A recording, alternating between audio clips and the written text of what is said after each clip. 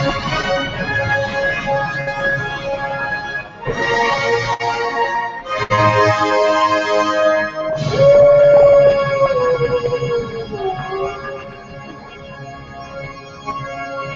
am ready now. Coming to you from the Radio for One studios in Franklin, Michigan. Welcome to the Detroit Cast. Big fan. Big fan. A show not just free of charge, but free of FCC regulations. And what can we expect? Surprises! Engineered by Jay Timko and produced by Eric Beatty. And without further delay, it's showtime! Please welcome the Detroit Cast. Here are your hosts, Mike and Jay. Greetings. Hey, everybody. Welcome to a Thursday edition of the Detroit Cast. I'm Jay. I've got Eric to my right and Timko to my left. Mike's still tied up, but I am really hoping he may be back in tomorrow. And I have to say about Mike, to all those listeners who are claiming that I may have him hog-tied in the laundry room or buried in the backyard so that I can move into this prime seat, bullshit. Bullshit. I don't Believe me. Dude, you wouldn't are know that. fucking crazy. There's no one on this planet who wants Mike back more than me. This guy. Who's got two thumbs and wants Mike back the most? This guy. Dude, you wouldn't know that by in front of the rookie. It's such a bad example. You wouldn't know that by looking up at his kitchen, at his dining room table. You've made your nice little office up there. You got your computer ready to go, all plugged in. I needed space. And given that his mom had cleaned the dining room table so nicely, I saw space. Right, before I did not, but I've since seen space. What was it, Mother's Day that she did that, or her birthday or something? Mother's Day was when she just cleaned up the house, and then she came over for a birthday or something a few weeks ago, one more time. That's when I discovered the dining room table, and I've been using it ever since. But yeah, we're hopeful Mikey will be back in the fold here real soon. In the meantime, we move on. And we've got a lot to talk about. It's a big show today. Sorry, dude. A lot locally going on, certainly with the interesting crime cases that we've been talking about. We've got some new charges concerning a Tigers player, which is shocking and really unfortunate. We'll talk about that. We've got some just crazy stuff from Hollywood going on. We've got concerts. We've got trains and tornadoes and big fat guys. Lots to talk about. Trains and tornadoes and big fat guys. Big fat guys. You only get it here on the Detroit Cast. That much diversity. By the way, programming. Full disclosure, I just realized that I did forget. You gave me like a list of certain things to do my job, which is what I'm supposed to do, and I forgot the Tiger story. I'm sorry. Oh, I knew you would. That's why I pulled it myself. Sorry. But let's start with the unfortunate case of Theodore Wafer. And it is unfortunate. Everybody agrees that Wafer killed Renisha McBride at his doorstep. And the question is, what was his state of mind? Was it in self-defense? What were the circumstances? Only really two people know, and unfortunately Renisha is dead and can't tell us. But we do know that Theodore approached her at his front door after hearing what he says was knocking and pounding on windows and things. He claimed he was frightened. He had a shotgun, a 12 gauge, and he opened the door, and we know that he fired a single shot into her face. So yesterday we heard the prosecution's final witnesses, and we learned that an extremely intoxicated Renisha McBride was shot at a distance of less than 3 feet. Wayne County Assistant Medical Examiner Kailak Kesha testified Wednesday in the murder trial of Theodore Wafer. Kesha, who conducted the autopsy on McBride about 4 hours after she was shot to death, said he found shotgun pellets and plastic wadding from the gunshot shell inside McBride's brain during the autopsy. Oh, that's grim. That is just grim to read and imagine. Also Wednesday, defense attorney Cheryl Carpenter continued her cross-examination of Dearborn Heights Detective Sergeant Stephen Gurka, who's in charge of the Wafer case investigation for the department. Gurka was questioned about his police department's handling of the investigation and evidence collection. Carpenter asked him why fingerprints at the scene were not collected until November 11th. Again, that was a couple weeks after the shooting, or I guess 9 days after the shooting. And he responded, "This case to me was an open and shut case. It was not a burglary. It was not a burglary. There was no evidence of a break-in. Fingerprints, I didn't think they were relevant." So there's a little bit of kind of the shell game going on with the defense lawyer trying to just create smoke about, and we saw that a lot. We harken back to the OJ trial and how they just constantly criticized the collection of evidence, and, Yeah. and through that made it seem like there was just this cloud of doubt. Do you think I don't know if they say it further in the article, so maybe I may be jumping ahead, but with that 3 feet, you say they concluded that it was about 3 feet. Does that help or hurt, do you feel, the case that he has? I don't think it does either. I think it just defines for the jurors, the circumstances. She's right there at the door. Boy, she's right there. Yeah. And he's got a gun trained right on her face.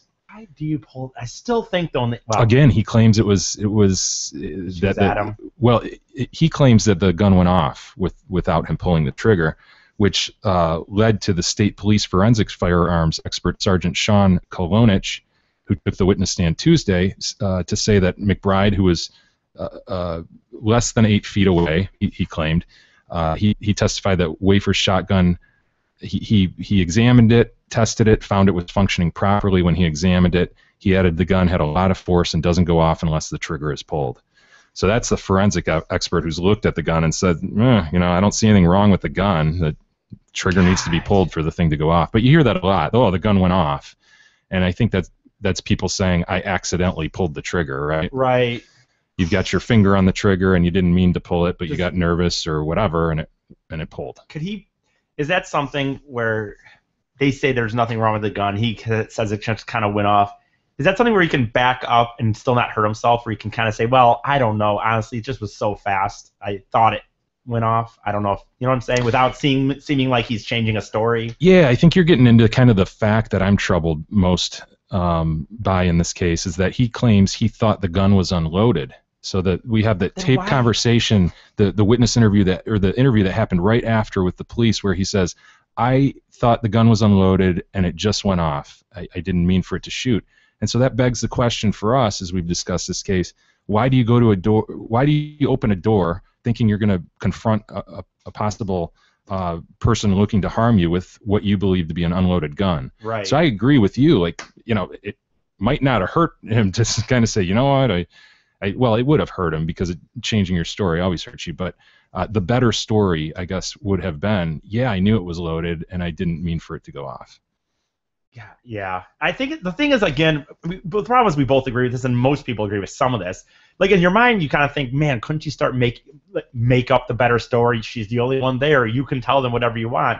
But I think when it is something where he clearly, no question, probably was not looking to murder somebody, it's probably hard, because whether he knew there was bullets and lying about that, who knows? Whether he meant to pull the trigger, who knows? But it probably most certainly was not a real thing, and he's probably just trying to think, like, look, I didn't mean to kill this person. I don't know what to say, but I know I didn't mean to. Yeah. No, I think right. And like, because a normal person, if you meant to, you could, man, if it were me, like I knew I did something, you you'd take a little bit of time, even after, you'd call 911 right away, but you'd still have 10, 15 minutes. You could make up the story, realizing no one else is there. Yeah, and we talked about how his 911 call was curious, and that he just hung up when they're asked, well, where are you? And we talked about the fact that probably just shows the guy's just completely upset and out of sorts, realizing he just shot a girl in the face, So just an awful situation. Yeah, Timco just printed out the post-mortem report, and boy, it's just grim to read something like this. Shotgun wound to the head. Ugh. And if anybody's, shot a shotgun, a 12 gauge, it's very powerful. Obviously, depending on what shell you have in. Yeah. But I don't know why that hit me. It's ridiculous. Yeah. It would do unbelievable damage from that range. What's kind of a funny story? I've only shot a gun once in my life, maybe twice. But once I went to a range with a buddy. Is it a rifle or a handgun? It was just a handgun at a range. Just a handgun? Well, but I'd never been to a range before, so I didn't know there's rules on a range. You didn't know, didn't figure there'd be rules. Well, no, there. because he had I think he had an automatic, or he had something where you could shoot pretty fast. Mm-hmm. So you're just rattling. Right, I didn't know you said there you'd take one shot. Then you holding it sideways, gangster style. It wasn't sideways, dude, but I swear to God. Yeah, bitch. After each shot. Dude, I swear to God, I shot. I just went boom, boom, boom. Like, I just, because I didn't realize there was etiquette at the gun range. Unloaded and this guy absolutely, came up to me, oh my God, because he didn't tell the guy that I had not shot before. He just my buddy's been there several times. Yeah. He just let me come in with him. Yeah. And I was just like, boom, boom, boom. Yeah. And then the guy comes up to talk to us about it, and I start wheeling the gun around. Holy shit. Can you imagine Big E at a gun range? Oh my I God. swear to God, I was like, because when he started talking to me, I started going, oh, I didn't realize that. I'm like, just gun in hand. Fuck. Yeah, I've gone to ranges. I've taken my kids. They try to be very, very, or they obviously should be very controlled and careful, and Right. Everybody has to put things down on the table, step back behind a line, show that nothing's in your hand before you then walk up to get targets and things like that. About it, yeah. Yeah, but I mean, just think of Big E in that situation. It's like, what? Turn around and go, whoa! Fuck, man. Damn it. That's scary. But I have shot a gun before. That's surprising, I guess, a little bit. Well, so that this is one we're going to have to watch, and the defense is going to get going with its case tomorrow or today, Thursday, and so we'll hear where they go with it. But as Big E said, there's liability here, and it's just a matter of whether they're going to let him off and say, hey, he was reasonable in self-defense. Obviously, no question he did it. He pulled the trigger, but how long will he serve in jail if convicted, and what will he exactly be convicted of? We asked the other day, and we'll have to see. But I'm going to be so interested to see how long that will be, if he does, I guess. Yeah. Moving on to another unfortunate area story that we've been talking about, the April Millsap story over in Armada. This is the young girl who, 14-year-old, took her dog for the walk on the jogging/walking trail near her home. She's gone for about an hour.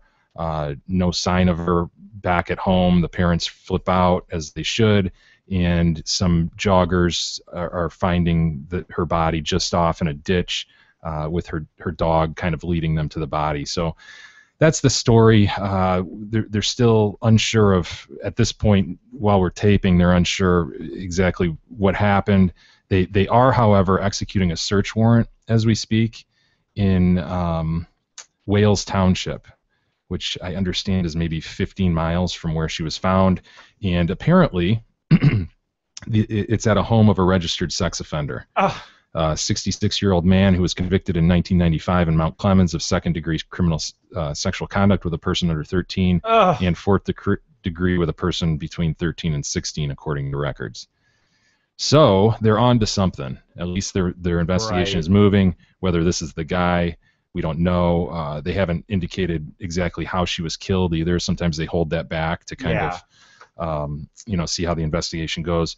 But it sort of leads you to believe that she was strangled. They have indicated there's no gunshot or knife wounds. So I know, just awful. And like I said, this is the news we have as we tape here. And given the nature of what we do the night before, it could very well have broken. And I apologize if this is old news. Dude, I'm so going back to my dad's letter or whatever, but when it comes to people out of criminal things, I think people can change in a sense. I just saw your boy Plaxico Burris on Celebrity House or Celebrity Wife Swap last night, right? And he talks about his gun situation. Right. Didn't he shoot himself in a bar or something? Club. Yeah, and in New York he got slammed, absolutely, right? Dude. And he absolutely talks about in there, dude, when he went into jail, he really did start to take stock and try to. So I believe that people can change in a sense.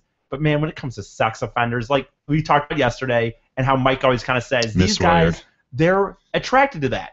I'm not even going to say it's not their fault in a sense. But I'm saying, like, I think it's just a sickness in them, and I just don't think someone that had with a 13-year-old and now he's out living at a house, around there, like, they have to tell people, and I just don't think.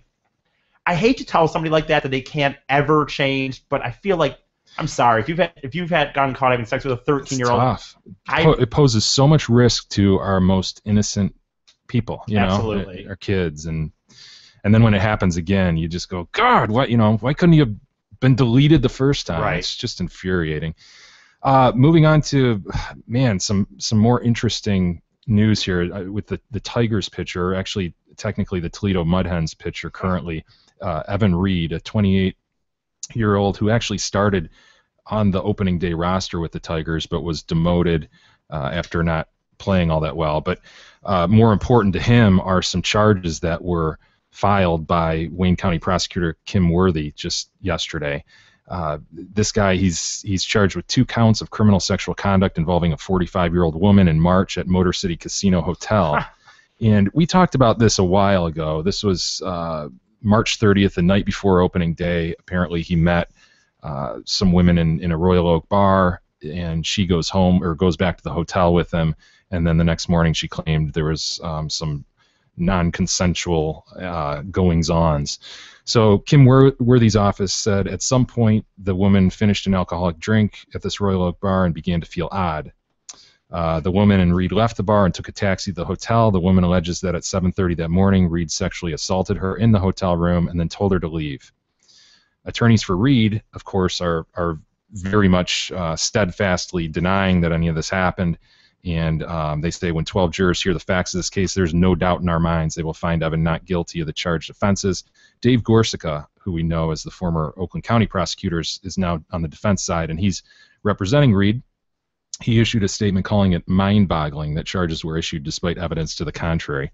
So we don't know the evidence to the contrary. There apparently Kim Worthy explained that there was several months from the March incident because they did a lot of investigation, as I would think an office would do in terms of a high-profile person. They'd really dot their I's, cross their T's before they levied charges like this because it is so damaging. It can be so damaging. Oh, even if he's absolved, exactly. For the rest of his life, everyone will look at him kind of like, Like all the college kids, the FSU, right? I think Florida State got charged for rape. Those guys at Duke, the lacrosse players. Yep. And then it came out those girls were, and it's rape.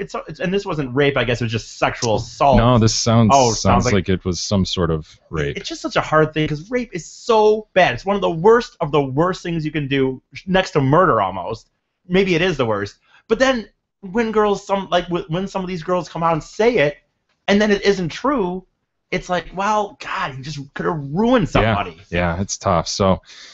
These things are obviously alleged, and we'll see where it goes. But under Michigan law, this criminal sexual conduct charge could carry 15 years. So it's just weird because in this too, though, it sounds like a lot of people. I know lawyers are always going to be trained to say, yeah, he didn't do it, but they all seem very adamant. He's got a nice team that's going to jump out, and they were ready. They were ready for this, I'm sure. Right. And so they were ready with their statements and. Sure, he's paying them a lot of money to forcefully get his agenda out there. So we'll see how it goes. In more upbeat news, though, and proof, I think, that soccer is the cure of all society ills. You don't agree with me? Soccer is not the cure for all societal ills. You know for a fact that I'm starting to jump on the soccer bandwagon. He is, man. Big E, ever since the World Cup, has been watching MLS, which is Major League Soccer, which is kind of a... when you look at worldwide relative to other leagues in the world, it's fairly low level league, but it was on. It's in the US, and it's on ESPN friendly or whatever. I was watching a one between Manchester City and Kansas City, I believe. So an English Premier League team and an MLS team were playing. And I have flat out, even that night, there was another one because the Galaxy played Manchester United at the Rose Bowl, and it was like 11 o'clock at night, so I was kind of tired. I went to bed, but I was considering it. Yeah, okay. Well, maybe this will interest you. A Detroit soccer team is headed for the Homeless World Cup regional competition.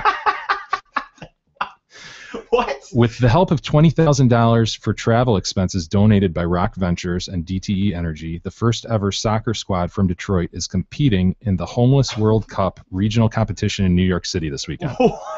I have to admit, I'd never heard of this. This sounds interesting. You're a soccer snob, and you haven't even heard of it. I've not heard of this, get on top of it. This Homeless World Cup. Listen to this. Named Team Resilience, the debut Detroit team is comprised of 8 formerly homeless residents of the neighborhood service organization Bell Building on Oakland in Detroit. The Homeless World Cup, a network of 70 international partner organizations. 70?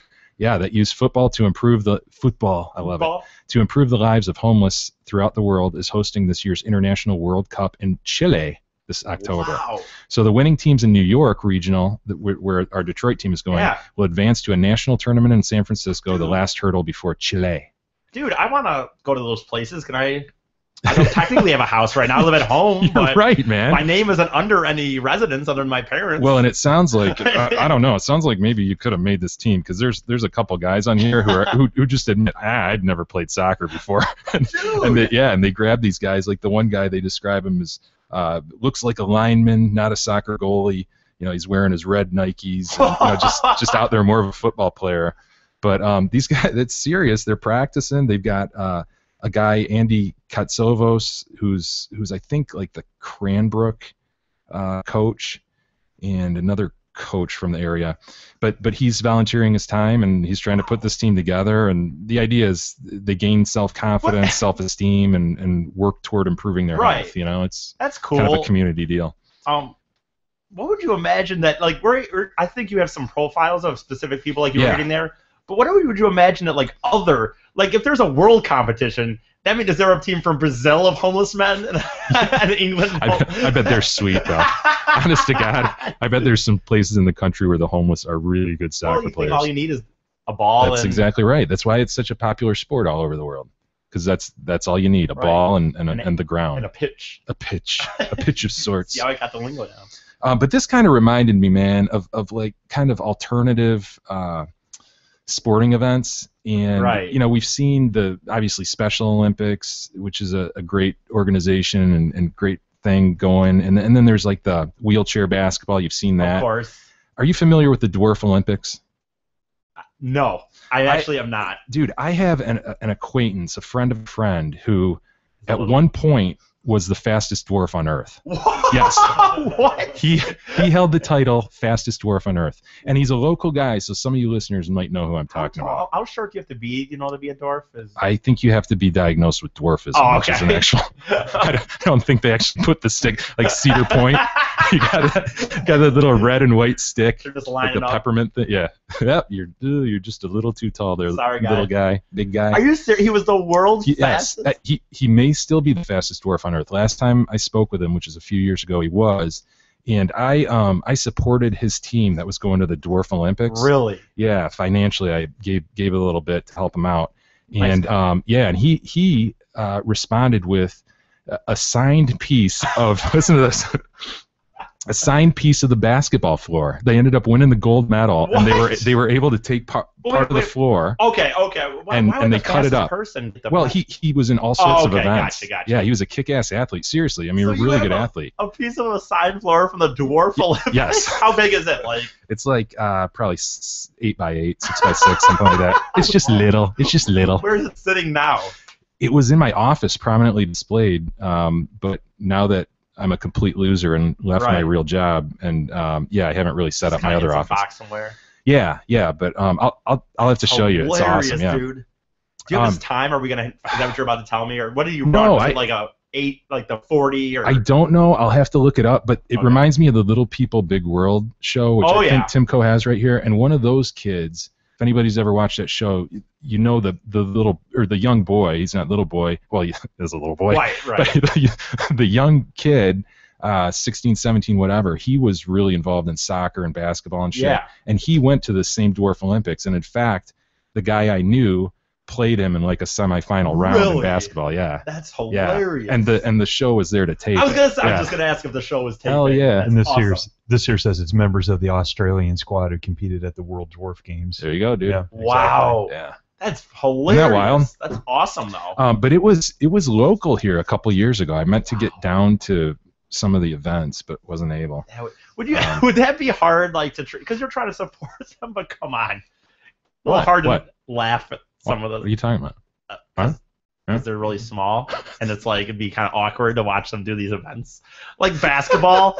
Like they're not even able to touch the rim. Forget touching the net, lower it, dude. Oh, it's not 10 feet. The little fellas are dunking and shit. Just throwing it up. Yeah, no, they compete, man. No, I know, dude. I bet I'm sure they do, dude. You can't take away competitive nature from people. It doesn't matter who you are. And I'm telling you, this kid's just an absolute athlete. So it's interesting. Faster than me. But we wish our Detroit homeless team the best over there in the soccer. Hey, you know what? If you're gonna be in the thing, why not go to Detroit, right? Let's go, baby. Get behind them. Well, moving on to kind of a different story, shifting gears here to, well, I guess a couple more little guys. Orlando Bloom and Justin Bieber getting into it, right? I got to ask you a question, especially with Mike on today.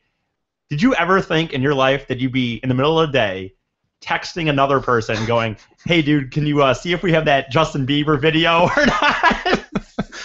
Like, I almost texted that back to you, but I thought I'd wait for it if we talked about it to be like, because I remember when I got that text, I'm like, Jay must just be like, yeah, he's texting me in the middle of the day asking for Justin Bieber information. I go through these periods. Again, I left what I call my real job. I was a partner in a law firm. I know. I'm just trying to explain the situation. Partner in a law firm about 4 months ago. I left because I was just not liking it. I wanted to do something really different. Took on a very flexible other job. Still a lawyer. Still working as a lawyer. But it's way flexible, and the hours demands are way lower. And I think I told the story before where I'm just like, hey, I'm open to doing other shit. I want to get into something else. This just, I'm not feeling it. And lo and behold, Mike calls and says, hey man, would you want to try a podcast? And so here I am. But I don't know how we got on that. But the point is, so me and Eric, here's my new life. You know, I mean, it's just. It's a stark contrast to what I was doing 4 months ago, looking at Justin Bieber videos and shit. Well, like to me, the fact that you would text, you'd even be sending a text to somebody. Like, I know. Do we have video of this? Right. So here's the deal. We've got Bieber and Bloom, who apparently. Could you get two more of just like. Right. No, you know what, Bloom? I've never had a bad opinion of him. I'm not like that, but just like. The epitome of like two more white wussies. guys, just like, what, hold me back, yeah, exactly. Hold me back. Exactly. Entourages, yeah, man, holding them, especially Bieber, he's got his big old black guys with him all the time. Whatever. So here's the deal. They're in Ibiza, Spain, and apparently they have a history where Bloom was married to Miranda Kerr. And I can't. What's she been in? I don't remember, but she was a model for sure. Okay. Kerr, 31. They have a 3-year-old son together, Flynn. Of course, his name is Flynn. Jesus. They split in 2013, but the Biebs was reportedly seen getting chummy with the model at a 2012 Victoria's Secret fashion show, fueling rumors of tension between Bieber and Bloom. Bloom, meanwhile. What a beef! Bloom, meanwhile, spent time with Biebs' girlfriend, Selena Gomez, back in April when the two were spotted together outside a Chelsea Handler show in Los Angeles. My God. So they've got a history of going back and forth on their ladies, and they're in Ibiza, Spain, and something happens. They come together, and probably Biebs throws some insult out there, right? Oh, I'm sure. I will say this. I actually don't even mind Orlando Bloom, like you said. Actually, some of the stuff he's been in. I mean, Pirates of the Caribbean. Great in that He's movie. in Those Lord of the movies. Rings. Yeah. He was the elf guy, whatever. He's definitely a pretty boy and stuff, but he's got real talent. That's a good point. The Biebs is just this kid. Very good point, dude. That must be infuriating for Bloom, you know? Yeah. Just like, this is fucking Bieber. Are you kidding me? You know? So no wonder this happens. Let it roll, Timko. There's no audio. Okay, no audio, but it's looks like a. There they are. Here comes Biebs in his white T-shirt. He's got his flat bill hat on. That was kind of it. They kind of go through it again in slow motion. Okay. There. Yeah, Bloom's. Bloom is being held back. By the way, I like how there's no audio, but TMZ made sure to have their little TMZ dun dun dun. That's on every TMZ video. Anyway. So basically, you had Bloom approaching. You got Biebs coming with his chest sort of out, with his white T-shirt and his flat bill hat off to the side, with like 5 guys next to him. Bloom's being held back by somebody, so clearly Biebs has said something already. Right. And then Bloom just sort of, extends his arm to punch him. But man, little brat, dude. That little seriously, motherfucker, dude. Can we just be done with this little Bieber guy? I've someone who's actually a big nerd for pop culture. Right? You kind of know that from me talking. We talk about once in a while on the show, but I'm definitely a nerd of pop culture. But Justin Bieber, dude, I just can't find a least. Just hate him, dude. I just am so sick of him for myself. Honestly. Yeah, there's all sorts of because there's nothing positive to him. Yeah, nothing. Right. I hate Kim Kardashian, but you could even argue at times the show's kind of entertaining or there's something at times. I hate her too. But I'm saying, but Bieber to me, there's nothing. I've never thought his music was good. His rap shit that he's about to put out or his hip hop CD, I've already heard some of it. I think it sounds horrible. And he's just a fucking twerp everything I've heard from him. And people have dealt with him on SNL, people have dealt with him anywhere he's been. He's never comes off like a nice guy, although he actually this weekend did just get an award for being a nice guy. Being a nice guy. It was like the Young People's Awards. Whatever. He got an award for his charitable efforts. Okay. Some accountant said, "Hey Bieber, we can save you, $1 million in taxes if we donate." Okay, cool, whatever. Right, exactly. He's just. Can we please be done with him? Hopefully, Bloom. Yeah, Bloom's been offered some light heavyweight champ has come out and said, "Yeah, I saw the punch. He threw a bitch punch, and so now he's offering to train Bloom. Dude, I'd love to see that. Like back in the day, they had celebrity boxing celebrity, on that box. yeah, that was I would awesome. love to see Bloom and Beaver go at it. Yeah, what was it, like Tanya Harding? And Yeah, it's she just absurd. There was a few of them that were She just... fought Paula Jones, didn't Did she? Did Or she? something Yeah, like maybe, that. yeah, Whatever. maybe. But I know there was a few of those guys that were just absolutely ridiculous in that. But awesome. Hey, what's up with crazy ass Keith Urban fans? Dude, nuts. Seriously, man. Nuts. We know Keith Urban, obviously the American Idol judge, husband of Nicole Kidman. He's a huge top 40 country guy. If some of the Do you listeners aren't find into Nicole Kidman that good looking? No. I've never gotten it, dude. I've never gotten it, and now, especially with all that damn work she's had, she's had a lot of work. Dude, I just in general, like, I'm not saying because I just never found her that No. pretty. Not hot for sure. Yeah. Like not close to hot. I guess if someone thought maybe she was pretty, I guess. Maybe I don't know. she's nice though, Eric. Cares. Jeez. Who cares about that? Oh, Big E. Big E. But at least we agree on it. I don't think she's that. No, she's not. But that's neither here nor there. Urban has some crazy ass fans. Urban's big. You know, he's one of the top 5 and like, you know, the young country, top 40 country right now. Wouldn't you agree? Dude. Yeah. Been big for a while. Yep. And so he's putting on big shows, and there was one on July 26th near Boston that really got out of hand.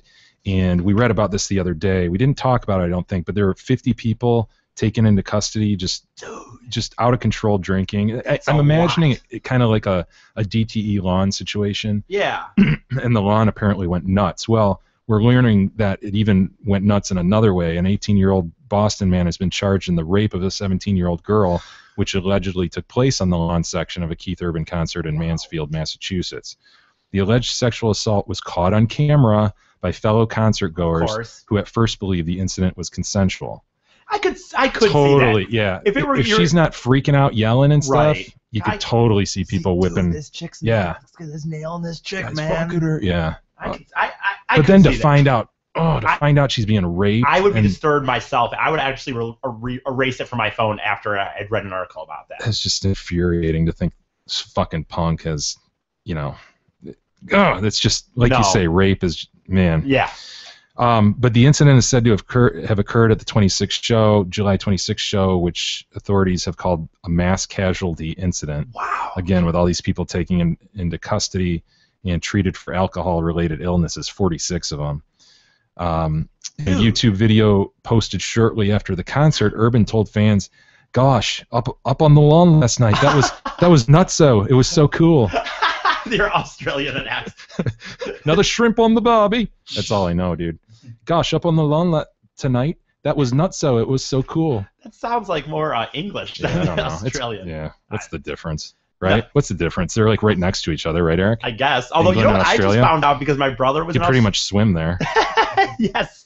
I just found this out because my brother was in Australia for like 2 months and then he was over other places. I didn't realize that Australia was only an official Australia country. 1901 is what he said.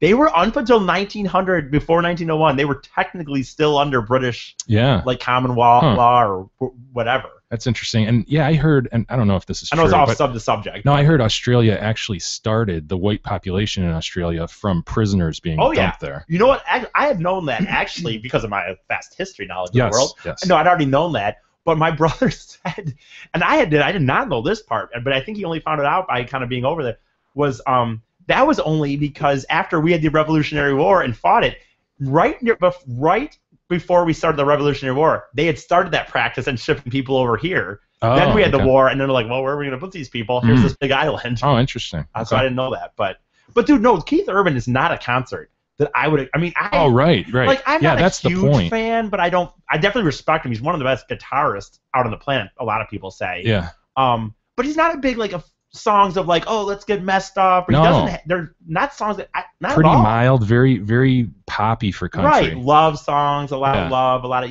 not a drinking, not like especially like Boston. Maybe you see down south people at country things getting that rowdy, but like a Boston, Kid Rock show or Yeah. like I don't know, an Alan Jackson show, stuff like that. Alan Jackson, people don't listen to Alan Jackson much, but he's got a lot of drinking songs, a lot of songs about. Keith doesn't really have that, and he's also a recovering alcoholic, so he wouldn't be up there kind of going, let's drink tonight, guys. Right. Okay. So yeah, no, it's Yeah, it is weird, and it's unfortunate that for the 17-year-old girl. You think it was just one of those concerts where maybe a bunch of people got tickets and they didn't even really care, so they just got drunk? Almost like, maybe not, but that just seems like a lot of. I've been to ton of concerts. Yeah, that's a big enough show though that people aren't just going to get free tickets to. Yeah, but I mean, maybe they got tickets though, and they just didn't really care. I don't know. Yeah. Either way. Yeah, it could be. Well, here's a story with a little better ending, at least a lucky ending. 2 women were nearly killed when caught on a narrow, high railroad bridge. Their brush with death was caught on camera from the train's security camera. It looked like it was their final moments.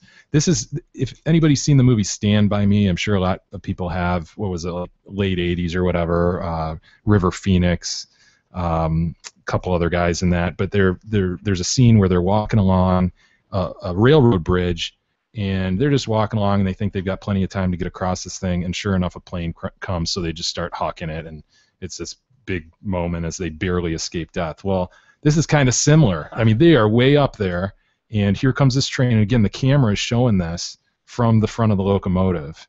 Yeah, let it roll, Timko. Let's see this. Eric, I started it earlier, so it should have been working. Eric loaded the video, so I absolutely started playing this earlier. Eric is a master producer. So two chicks are going to be walking here, and eventually, and the camera, man, it's way up high. This locomotive is huge.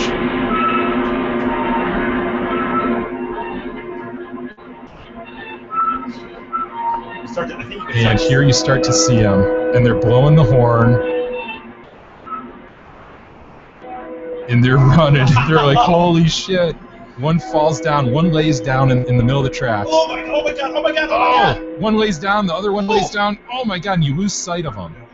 That is so at the last second, dude. They laid down in the middle of the tracks, and the train rolled over them. Ooh. They survived. The conductor finally stopped this thing. He pulled the emergency brake, and it takes forever to stop a train. Oh, yeah. Finally stopped the thing. He looks back and calls to them, to see if they're okay. And one yelled back that she had stubbed her toe but was otherwise fine, and they took off running. Well, they had to. If you read on... Yeah. It says the women have been identified and will be prosecuted for criminal trespass. So... Shit, man! It's an amazing video to see. Doesn't this thing have a cow catcher in the front? I mean, dude, they duck right at the last second. I mean, it's like because the one is almost off screen by the time she ducks. Yeah. Like that's how close it is. But it's wild to see kind of the thought process. Like you wonder if the one knew or if it was just like this innate thing that just said lay down and get as low as you can. There was nothing else they could do at that point. Fuck. They weren't gonna make it. Amazing. And we were just talking about that the other day. We were talking about people getting hit by trains and planes and not getting out of the way. And how is it even possible? Yeah, well, you know what? I drove a train once.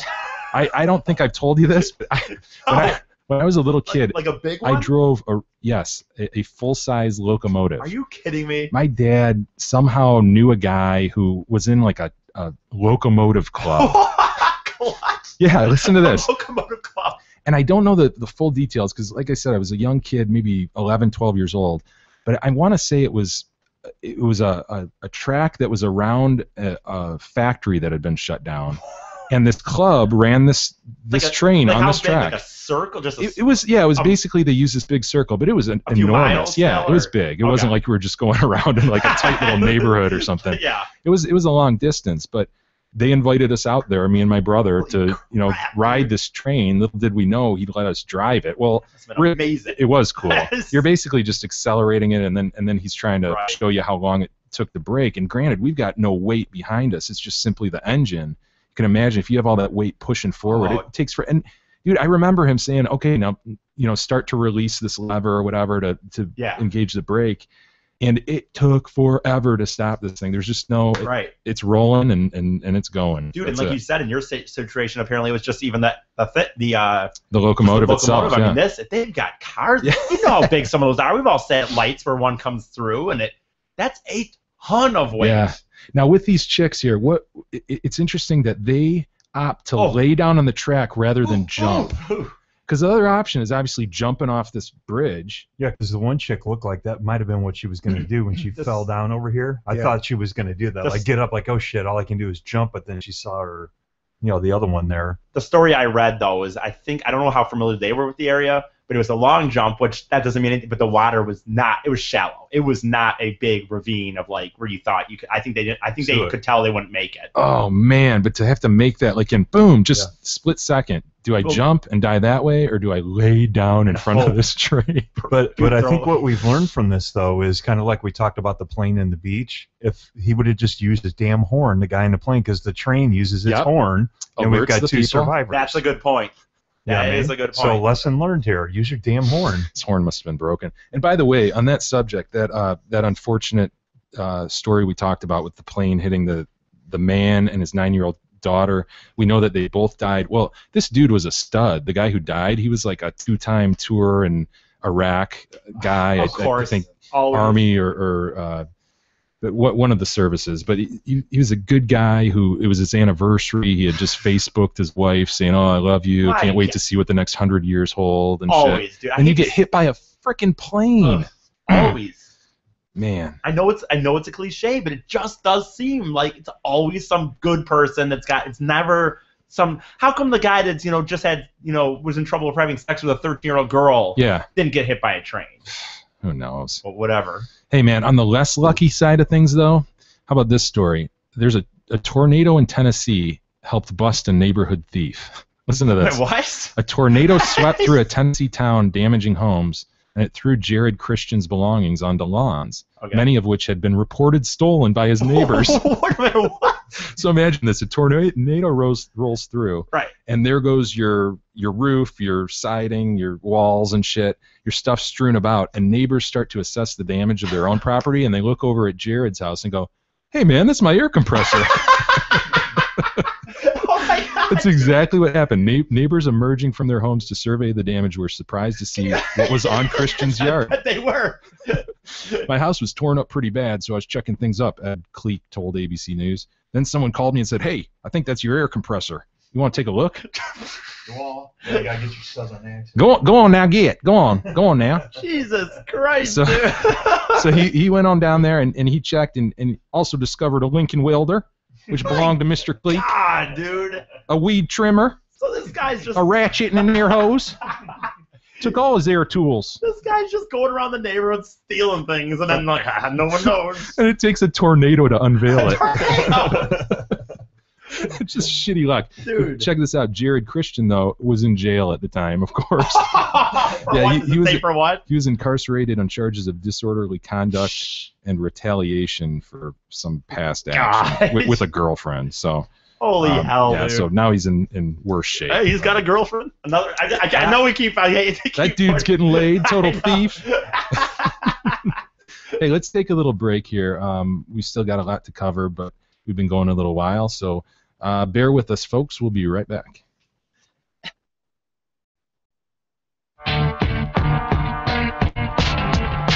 The Detroit Cast continues after this short break.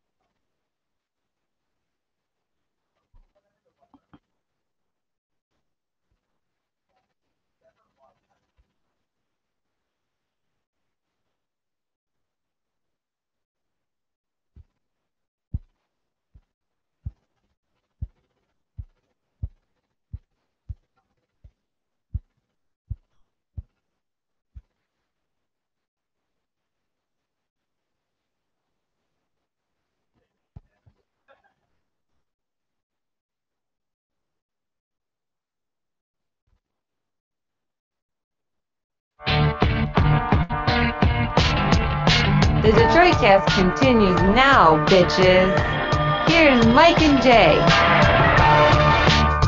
Alrighty, we are back on a Thursday edition of the Detroit Cast. Thanks for joining us. You know, Eric, we were talking over the break, and I think Eric's mentioned before his interest in Tinder, the dating site, and you've got a little bit of news in terms of your Tinder activity. Yeah, I've gotten a few. If anyone, we've talked about it already before, so I'll just very briefly summarize it. You know, it's just an app on your phone you can download, and it just essentially just pings out single people in the area. And it's easy as just sliding right for yes, sliding left for no. And you don't even have to look at anything. You can actually look in a little bit further to see if you have any interests. But it's just a single picture. Yep. Take a look. Boom, yes, no. Boom, boom, boom. And we talked about needing to cast the net broadly. So you've been hitting a lot of yeses, right? A ton of them. And I have two that I'm kind of talking with a little right now. I was actually. I was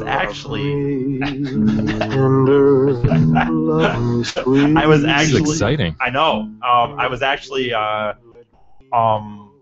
almost was going to be. I'd set up where I thought was maybe being a lunch date here. Tomorrow or today actually would have been for today. And you would have worn what you're wearing now? No, of course not. Of course I would have worn something different. But unfortunately, she's got a busy schedule. She's like an adult. She's So are you, Eric. So are you. In profession, she's a nurse. Mm-hmm. She actually went to Michigan, which is not too bad for me. And there's two things. Another good thing is she's a runner. Oh. She's training for a marathon right now, even, which is cool. But she's got a lot going on, so she couldn't make it, unfortunately. Well, nurses work crazy schedules. Yeah, she's working nights right now, and she's this is why I say she's an adult. She's a nurse, and she's looking for a house, which, hey, perfect for me, right? I can just slide on in. Shit. I've been very coy, by the way, about I tell her that I do podcasting, but I've been very coy about the real situation. The money situation. Everything else, I feel like everything else is fine, but the money situation. So how are you going to handle lunch? You take coupons? What are you going to do? Well, yes, I am getting in an itchy situation here. Whereas most people know that I kind of, to go full bore for the podcast for the summer, I've been really just doing the podcast. And unfortunately, once we get into the summer here, end of the summer, I'm going to have to take on another job. Money's getting very tight. The credit card, I've gone back to the credit cards again, which is not good. So yeah, my doubt is I have two girls right now that I'm kind of in a situation. One of them is absolutely ready for a date. She just was on vacation last week, and then this week she's going north, but she's like all excited to go do something. Okay. And you obviously have pictures. That's the beauty of Tinder. Right. So this girl on the right is the girl there. Okay. Yeah. And then she's got one more there. Very good. She's good looking. Yeah, bad looking girl. It's like she's at a Michigan game and like I said, she went to Michigan, so that's cool. But the problem is, I'm getting there at the end of the summer, and I've spending the trust up. What about your mom? Can't you ask your mom? Well, I can't. The problem is, this is a real weird situation in my family because we don't talk about relationship or dating or anything. We're very prude in our family. I've literally met all of my sister's boyfriends. She hasn't that many, but I've met them, and my parents have only met one. She'll introduce her boyfriends to me. So you're not comfortable talking to your mom about a date? No, you're 30, man. Honestly, not, because this is what happens. My mom will start questioning. How'd you meet this person? What'd she do? What'd she look like? What do you got? If I told my mom, you have all those answers. I have a girl, dude. I had a girlfriend when I was in Holland. Never told my mom about it. Because then she would start, well, how long are you driving? How often are you driving down to see her? Because she was in the Detroit area. I was in Holland. How often are you driving down to see her? What's going on? And you know what? You're living in Holland. I don't have a problem with you not telling your mom you have a girlfriend at that point. You're a 30-year-old dude, but my point is, you're living at home. You need cash for all you have is a Subway punch card. Dude, but the problem is, it's hard to explain because you and me have not really gone through this. Walter knows a little more about how my mom can be about stuff like this, but dude, our family is so prudish when it comes to this. It would just, all it would lead to is a million questions about how'd you meet her, why are you doing, what are you, are you going to have, oh my God, sex? I can't even imagine bringing up sex. Not that anyone likes to talk about it with their mom, but with my mom, it would, swear to God, to be even worse than what most people think it would be. Oh my God, Eric, are you going to have sex with this girl on the first date? Right. What kind of girl is this? Not on our couch. So it's got... And it's funny, so like I said, I'm in this area where I might even be going on a kind of a hangout / date, kind of one of those first things where you met each other at a party a few times, and we're going to hang out and then, maybe hopefully turn it into a date at another time. This is the second girl This is you're a different referring girl. to? Okay. Actually, this is just a girl from a friend of a friend. Oh, not a situation. Tinder girl. Yeah, on Saturday. So like I have all these gift certificates from Tiger tickets that my brother gave me for my birthday. So I've been trying to steer dates towards Tiger games. Yeah. Just because I'm like, well, at least I got the tickets covered. Okay, that's good. Yeah. And so no, my point is I'm running to the end of the barrel. So I have a few possible dates, but no money to spend on said dates. Hey, remember that story where the guy needed money for his engagement ring? Yes, and he And stole he it. and what was his buddy's name? Girth. Girth, yeah.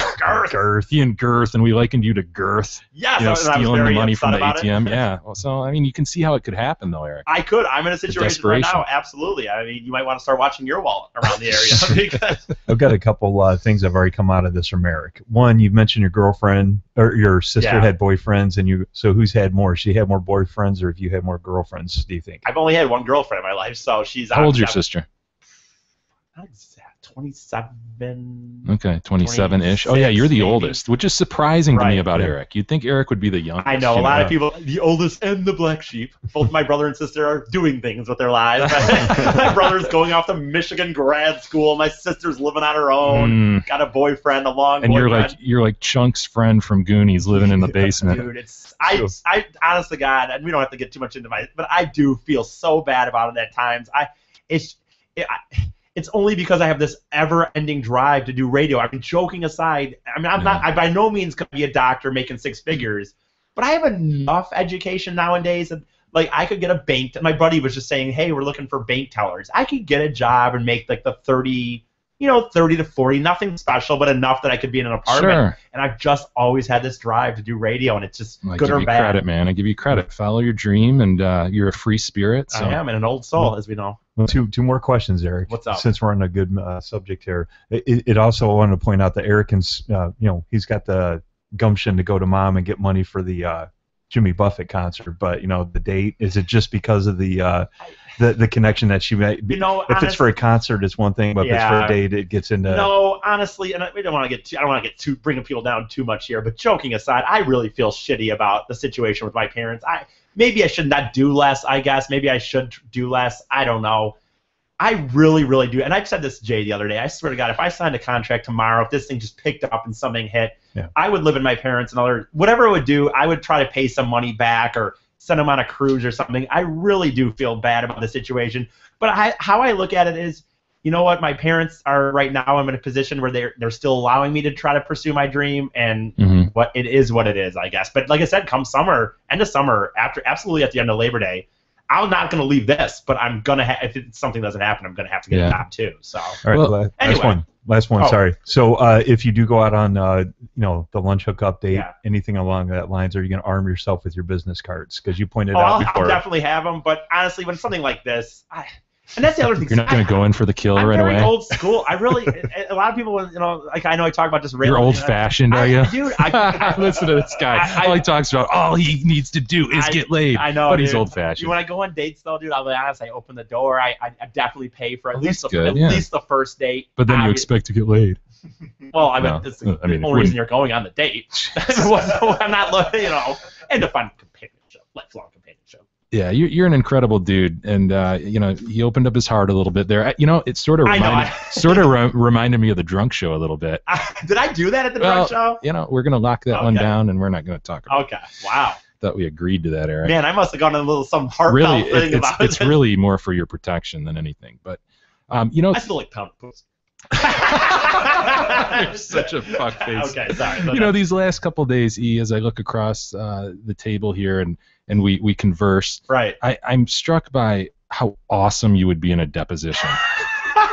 Because, dude, as a lawyer, I would take a lot of depositions. And I bet you could just own me. Well, for people who don't know, basically what happens is a lawsuit is filed, and then both sides' lawyers get together and they start taking depositions, which means bringing people in for questioning. They're under oath, and you have to sit there and answer questions. And these things can go on for a full day. Yeah. You can take them for 8 or 10 hours, whatever, come back on several days. These things go on for transcript page after transcript page. But what the lawyer representing the witness always advises is keep your answers tight. Just answer the question.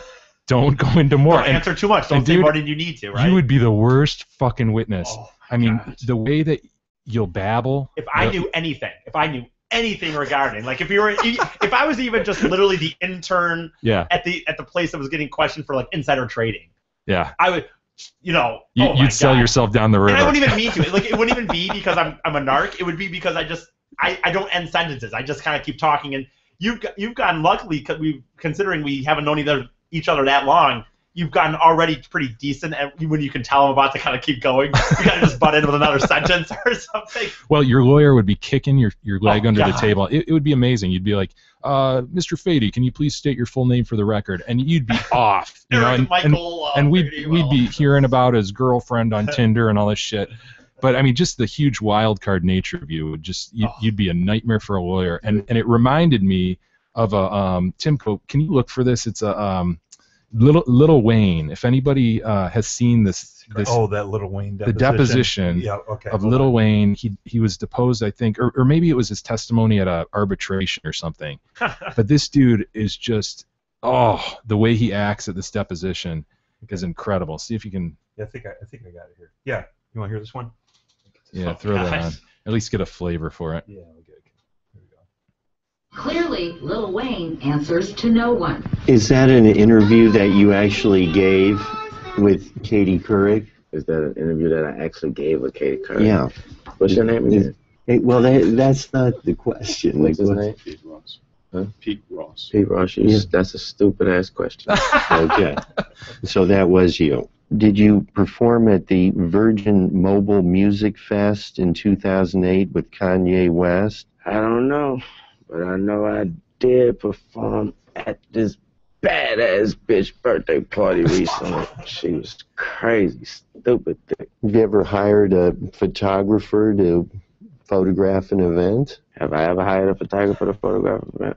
Sorry, sir, no, I'm a superstar. People hire them themselves to photograph me. We don't hire them. Do you recall that any criminal actions were pending against you at the end of 2008? I don't recall any.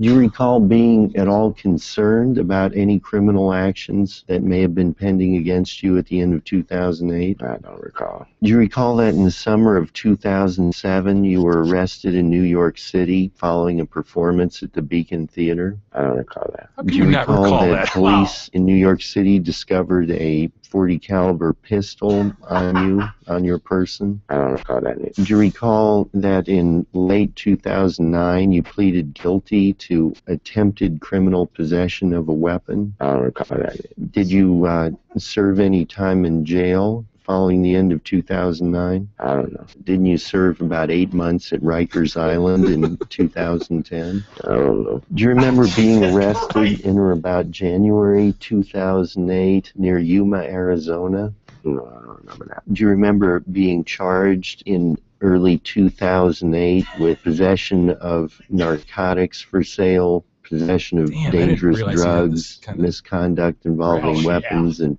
possession of drug paraphernalia? No. Like these are how much longer is this line of questioning going to go on? Not much longer. All right, go ahead. I don't know. Didn't you win I don't know. the award for Best Rap Album of the Year in 2008 for the Carter 3? I don't know. Mr. Carter, you have to wait until the attorney is finished asking the question, please. I'm sorry, that's my psychic. I'm sorry. Well, you have to wait till I'm Claim done. he was a psychic. I don't have to wait to anything, honestly. I mean, this guy right here may tell me that I have to wait, but personally, I don't have to do nothing. Go ahead, ask the question. Thank you, Your Honor. Do you like He to... can't save you, right, in the real world. That guy right there. He can't save you in He's the real world. threatening Just him. so you know. What does that mean? I don't have to elaborate. Is that, Your next question, is please, that Mr. Voss. a threat against No, him? it's not. Mr. No, Voss, sir, can you it's not. just ask your next question, please? He can't save you. And what does that mean? I was talking to myself. Who would that have been? That would be the people that handles those situations for me. Can you name some names as to I'm sorry, who? I can't recall the names off the top. Guys Who are trying the to get people details who about who the likely hitman is going would to kill have him. been told by you? The first person likely that would have been told by me would be God, because I tell them everything. Who's that? God, G-O-D. Oh, G-O-D. I love as that, in actually. God record, who G.O.D. rules over us all. Yes, sir. Capital Okay. G-O-D. What a piece of shit, man. What a disrespectful ass. Oh You know? my God. And if you see the video, he's like laying down on the table and just, it's ridiculous. Reminds me of the Allen Iverson deposition too. There's some good ones out there if you guys search around. It's pretty fun to read. Just indignant bullshit that goes on at these things. But if you're ever called for a deposition, dude, I'll help prep you because you're gonna need to be shaved down. You don't want it to be anything that could hurt you. You want to make sure Right. that like it's nothing around here, something happens here, Holy like something shit. illegal happened here, like, and then they brought us all in. Oh. You better hope you're in the clear. And even if you are how I am, I might just end up say something. Right. We always wonder, like we've talked about, how do you end up confessing to a crime that you never committed? Well, you're a guy like And for me, it's more. I swear to God, it's not even just the babbling, not even just that. It's just that I'm such an anxious, wound up. Yeah, you get so nervous. Right. If you were called in and you've got the two-way mirror there, you're in a police station, Oh my God, you get so nervous you would admit to it. I bet I don't would. care what it is, you would admit to it. I wouldn't even. Yeah, it could be something where I could have been on the other side of the continent. Yeah. You know, Like, okay, I did it. Oh my 20 God. witnesses say that I wasn't there. Cell phone records, and it's just like, I did it. Well, I don't know. Holy shit, man. Well, hey, check this guy out. Here's another kind of cool move by a criminal. Bomb threat suspect weighing 625 pounds is a logistical problem for Grand Rapids Court. What? Listen to this move, man. This is an angle you might consider if you're facing real hard time. Jeffrey Allen Klein, 44, is accused of calling 911 on August 25th, 2012, and saying there was a bomb at the Cedar Springs mobile home estates, set to go off in 4 hours. Cedar Springs police alerted staff at the park, and a search was done, revealing nothing suspicious. Police were able to trace the owner of the phone, who then led them to Klein's mobile home. Cedar Springs police officer Michael Stahl reports that Klein confessed to making the threat because he was angry at park management for fines. Klein was charged with the crime, but when he showed up at Kent County District Court on September 5th, 2012, he fell ill outside. Yeah, he fell ill and was taken to a nearby hospital. When he showed up at court again a week later, he was told he was charged with making a false bomb threat, a crime that normally carries a 4-year maximum prison penalty. But because he would have 4 felony convictions on his record, Klein would face a maximum of 15 years in prison as a habitual offender. So after he was told he would likely be remanded to jail, Klein again fell ill. Oh. And he was taken by ambulance from the courthouse. Can you imagine this guy falling ill and just, at this point, he's not 625, though. Okay, he's just a big dude. Oh, really? Okay. In the 2 years since he was charged, Klein has missed numerous hearings in Kent County Circuit Court before Judge Dennis Lieber. This led to the court issuing a warrant for Klein's arrest. Klein has since moved to southeast Grand Rapids, but says he now weighs 625 pounds, is bedridden, and cannot make it to court. In letters to the court, Klein includes a notation from a doctor documenting a variety of obesity-related ailments. Klein's attorney, Damian Nunzio, that's a great name for a lawyer, Damian Nunzio. Nunzio and Nunzio, PLC. He told Judge Lieber this week that the Kent County Fugitive Task Force is well aware of where the defendant is, but has not come to get him. And the reason they haven't come to get him is the MFer weighs 625 pounds. What are they going to do? Good plan, dude. I know. Nunzio said the man is confined to a special bed that is 5 feet wide and would have to be moved from his home, transported by a special ambulance, and taken to the 10th floor of Kent County Courthouse via the freight elevator. Oh, my God. That's genius. That's a great move. Yeah. I mean, why not just become a complete glutton and lay there? Dude. Lay there. What are you going to do? Come get me. Yeah. Come get me. Nunzio estimates the cost of moving him at between $2,000 and $3,000. It would require the help of paramedics. Nunzio said if his client were to be convicted, his health concerns would present a serious challenge for the Kent County Jail and the Michigan Department of Corrections. Oh my! Can you imagine this lawyer standing there, like arguing, like, just let this guy go? I mean, it's just such a logistical nightmare. What are we gonna do? Nunzio and Nunzio. I wonder. I swear to God, I wonder if there was any actual malice in this weight gain. If he just... Dude, he fell ill when he figured out he was probably going to the Hooskow for 15 ill, years. right. He fell ill and he went home and just started eating. You know what?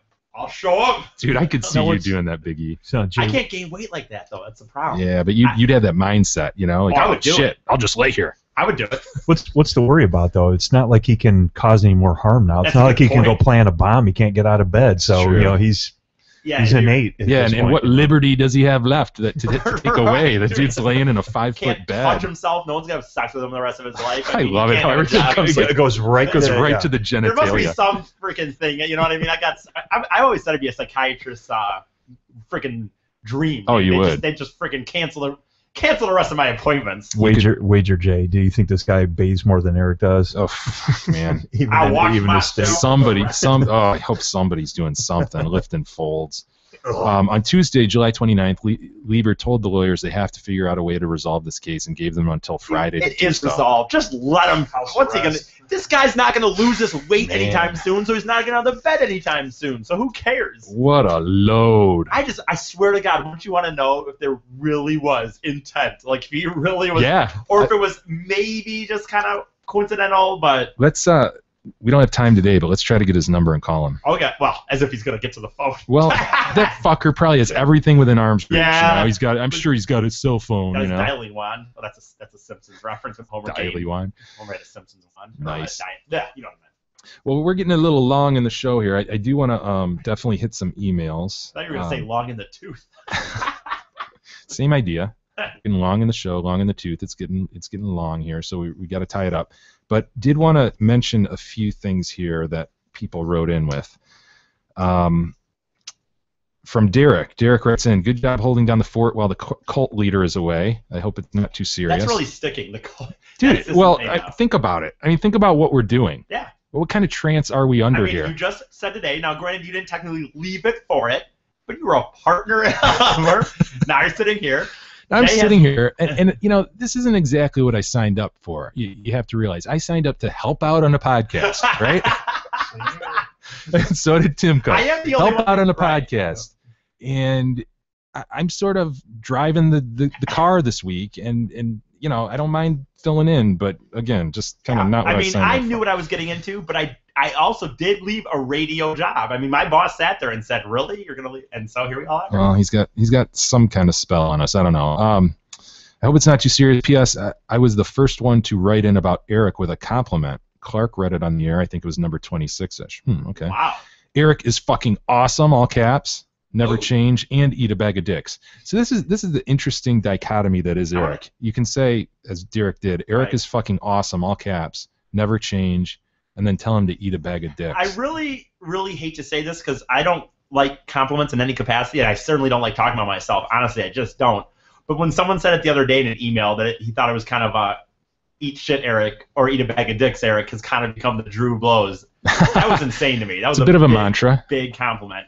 Although I have been hashtagging every tweet that I've been doing at Big E Big E Detroit Cast, at Twitter, all lowercase. At J Detroit Cast. No, but I've been hashtagging all of them with Detroit Cast and with Eat Shit Eric. Nice. See if I can get Eat Shit Eric trending worldwide. Yeah, let's work on that, people. Let's see what we can do. Derek says, lastly, watch your fucking mouths about talking about Canada. You guys have a metric ton of fans over here. Dude, so, I'm American. I don't know what respect. this metric means. Is that a pound or an ounce? No, and I think he's referring to probably my reference where I said offhandedly, like, Canada is really a real country. Yeah. Of course Canada is a real country. Well, we love our neighbors to the north, Oh, especially when you're 19. You absolutely friggin' love it. Of course. Beautiful people. Let's see here. We've got another one. This is a great one. Mark is following up on our Running in the Woods story that we talked about. Yeah. And we talked a lot about running trails, some unfortunate events happening recently, and then you and I have just talked about, about how we like to run and shit. Well, Mark writes in and says, hey, guys, listening to your running stories reminded me of a story my brother told me. He was on vacation last spring watching the Tigers in Florida. He wanted to go for a run, and the hotel staff directed him to a local park with running trails. I just feel like I know where this is going. Halfway through the run, my brother was hot and took a break and took his shirt off. Oh, never mind. I thought I was going So he's somewhere. shirtless running guy. Oh, God. We talked about that guy. You know what? I don't mind as much if he had a shirt on. I know And it's then hard to took it tell off. because honestly, when you're running, you can't tell if someone did it or not. But But Florida's so fucking humid. I get you that know? a little bit. I get that. Yeah, he was pretty deep in the woods and noted a guy watching him from a distance. The guy was wearing normal office-type clothes and clearly didn't belong in the woods. Especially in Florida. Yeah, in the woods, in office-type clothes. My bro went to continue his run, and the guy started following him up until a full-speed sprint. What? My bro outran him, and the guy gave up. Are you kidding me? Picture that. Oh my God! I'm picturing Shirtless running guy is like, holy shit, that guy's found me. He ends up in a sprint, and here's office clothing guy sprinting. Dude, I like to picture that he has a briefcase, maybe even, and he's like, It's so bizarre. that is insane. Later on, his brother asked a few folks in the area and found out that the park is known as a meeting place for dude hookups. Funny now, but what the hell? Oh my God! Dude, that scene, him kind of, that thing where he kind of maybe sees somebody, or like the Hungry Like the Wolf video. Then you, I mean, it's just absurd. And then he goes in a full sprint, and this guy's behind him, so, like, thank God he was in good shape, or else the homosexual may have gotten him. Homosexual, we don't know. You never know where the homosexual may be about. You never know where he might be about. Apparently in a wooded area with office-type clothes. Shit, that is crazy, I'd be giving man. that hotel guy, like, hey, bro, did you know this? It's like, I mean, the guy's sprinting. How like much would you he was going to tackle him and rape him, Right. you know? How much would you love to see that video? Yeah, really. That's crazy, Mark. Thanks for the great. Yeah, the thrill of the hunt there. Jackson, Michigan. We've mentioned a few times with reference mainly to the prison and just the crazy shit that's going on there, and how we're confounded with these women, typically workers, who will do shit with these prisoners. Oral sex, they get impregnated. Not only are they getting nailed, but without a condom, he's got them to do it raw dog. Raw dog. They're bringing contraband in. You know, they're like under spells by these prisoners. Right. It's better incredible. Watch out. Walters might. Yeah. Oh shit. So Andrea writes in and she says, "Hello, Jay, Mike, and Eric, and Timco. Just know I would not survive my workday without your show, even when we were lucky to get 2 shows a week. Seriously loving everything as the show evolves, and please keep it going." Thank you so much. Yes, thank you, Andrea. She adds, "You guys have talked about prison workers banging the inmates on several episodes now, specifically episode 137, where Jay could not understand the end game of these chick workers. The end game, I love it. I lived in Jackson for 4 years. Ooh, she said it, not me. Oh, really? And I hope I can provide a bit of insight as to why these chicks would do this." And then she goes into this great detailed explanation, this theory about Jackson chicks. And look, What are they looking for it? Yeah, and she's just calling out Jacksonites like crazy. Wow, I don't know what Andrea's. Well, that's her end game in the email here. She says, "Speaking of getting laid, I have total confidence that if Eric took the boner shot and I took him to one of these skanky town bars in Jackson, I could 100% get him laid." Dude, I don't need a boner shot. I'll go down any Friday night. We need to hook you up with Andrea. She said, dead nut serious. If he will agree to the boner shot, I will chauffeur him so he can get wasted in Jackson to get some ass. I gotta agree to the boner shot? Okay, that's You'll also need to put on blinders, cast the net broadly, but it would happen. 20-year-olds in Jackson are stanky and loose. Look, this is her. I don't know. I don't know about Jackson. This is not me speaking. This is alleged. This is alleged. She says, while chicks elsewhere are not impressed by appearance on local media, Jackson chicks will be wet hearing about the DM internship. Dude, what was I doing? Big E, you absolutely have to cultivate these relationships with. I mean, this is absolutely an in for you. Tell her to email me personally. No, ericfady@gmail.com. I'm in. You heard that, Andrea, right? Get with Eric. He's looking for a date here. Again, I love the Detroit cast, and I'm doing what I can to spread the word and keep the show going. Thank you for what you do. Does she have? I'll have to read. I know you maybe don't have time. I'll have to read her long. You said there's kind of a long. Oh yeah, I'll give it to you. I don't have time to go into all of it. We were talking yesterday, and we'll get going here in a minute, but I did want to hit this one as well because it ties into the subject of the movie miscasting, which we referenced yesterday. And we talked about movies that sometimes people are cast in and you go, well, wait a second, guess who was supposed to play that role? And there were some real surprising ones. But we asked people to write in with suggestions on who was miscast, who would you rather see in a role? And Roberta writes in and says, hey guys, love the show. The remake of The Longest Yard was horribly miscast. Adam Sandler, yes, totally believable. Adam Sandler taking over Burt Reynolds' role as cool, tough ladies' man and former starting QB for the Pittsburgh Steelers, not even a little bit. I think Matthew McConaughey would have been a much better Paul Crewe. Thanks for the morning fun again, Roberta.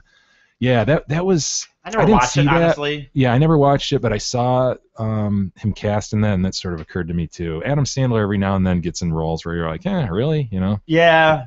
I just didn't watch it because honestly, I just thought it looked so corny. Yeah. Honestly. But another one is Hayden Christensen as Anakin Skywalker. I don't honestly. I'd have to look at a picture. He's the dude who played in the last two that were released, but it was part of this prequel. Oh, she doesn't like the one that was. Well, that's not her. It's just another listener talking about Hayden Christensen, and I have to agree with that. I could see I remember some of the names that were thrown out. I think Leo DiCaprio was thrown out at the time as possibly playing that role. There could have been a lot better actor inserted. So she would rather have Hayden Christensen? No, rather have someone replace Hayden Christensen, saying he sucked. And then this Dakota Johnson, who's playing the lead character in 50 Shades of Grey. Yeah. This is the daughter of Don Johnson, and I think Melanie Griffith. I'm not sure, but I know it's Don Johnson's daughter. There's going to be a lot of second guessing with her because, as we know, ladies out there, that was a big book. A lot of you love that shit. Right. And it's got to be just the right chick, I guess, to play that role. But that's not out yet. I think the trailer was released recently. Yep. Also, people commenting on the Batman. I think that struck a chord. A lot of those. I think it's a lot of remakes in general when you look at it and you go, so-and-so was a better Batman than so-and-so. Right. And Affleck's kind of feeling that right now. People doubting whether he can pull it off. Yeah. My big one that I thought of, though, as I mulled this over, was the remake of Karate Kid. Do you know who played the Karate Kid? Will Smith's little Brad. kid. Yes. I hate that kid so much. Oh, that was such a bullshit job of casting. I didn't watch it, but what a brat. Total. Just what a classic movie, right? The Karate Kid. Yeah. Put him in a body bag, Johnny.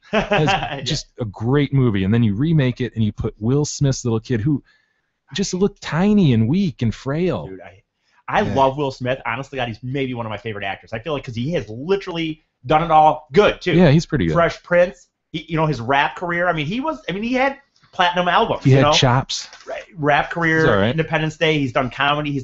I really, really, really like Will Smith. But his kids, both of his freaking brats, I'm so sick of. And his daughter did, whip your hair back and forth. Whip your hair back and I don't know. Yes. I hate they're so you can tell entitled little kids that they know who their dad is. Yeah.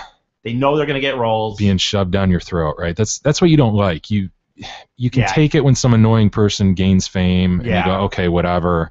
But when it's just given to them, it really drives you nuts. I know it's hard if you have rich families to get, if you want to make it on your own, because of course they're going to want to maybe do acting if they see their dad doing it. But you can always kind of tell the ones that really shy away from wanting to do it on their own, wanting to do it under their own. I can't think of them offhand, but I've saw some. Every now and then you hear about Estevez doesn't use Sheen as I don't know if that was why he did that or not, but I mean there are ones where sometimes where it's you can kind of tell they're almost shy about not wanting to that be their thing. Yeah, and some musicians do that. So, musicians definitely, you'll definitely see you. What's his name? Lennon, Julian, is it? Yeah. Yeah, Julian and Sean, they definitely don't try to play off their dad's name. But yeah, that's a good point. It's just it's irksome when shit gets shoved down your throat like that. I definitely specifically Will Smith's kid. I don't think he's good, and I've seen them because I watch all those TMZ shows and entertainment. So I hate when you see them in interviews and they're trying to act like they're adults and they're talking about, I was just tweeting Brad Pitt yesterday, and I'm like, oh fuck you little brat. They start talking about their craft. Oh. But it seems like it's much more prevalent these days because you got Ozzy's kids and you've got it seems like Bruce Willis and Runner Willis. Rumor. Right. Baldwin, Ireland Baldwin. It's like all these kids are just Hollywood kids, and they're so because there's blatantly obvious that they got no talent, no purpose. It is easier now. It's easier now for people to know who they are. But you never heard of that back in the day. That's my point. Well, now, with the reality shows and all the they're getting expanded famous through other things. Yeah, they're famous for being the famous kids of Hey, don't mess with the Richies. Actually, dude, I love her show. Lionel Richie's daughter, Nicole Richie, has a show right now. Candid Nicole or Candid. I have to admit that when she and Paris did that show years ago. Civil Life? Yes. I thought she was funny. I think she I thought Nicole. Cool I thought Nicole was pretty funny. There we are. Sorry. Her father, her famous father. It's funny when they say. Don't talk. Oh, dude. Don't talk. Damn it, Eric. You don't talk over Lionel. I've even seen Lionel Shit, man. Once in concert. Did you? I saw him live. Open up for Buffett 2 years. Awesome. No, but she did seem like a cool chick. Anyway, I know you want to get going here, so we're kind of going off. Well, we are a little bit. Finally, just mention again, thanks to everybody for hanging in with us as we've played a man down a little bit this week, obviously, and we're plowing forward nevertheless, and thanks for hanging. Thanks for supporting. Thanks for writing in. Thanks for the Facebook shares. Thanks for the tweets. Please keep doing it. Note our donate to the show button on our website. What else, Timko? Registration's going well. Keep that up if you can. It's really, really helpful getting good demographic information. And just thank you all. And we will be back tomorrow, same time, same place, with an all-new episode. See you then.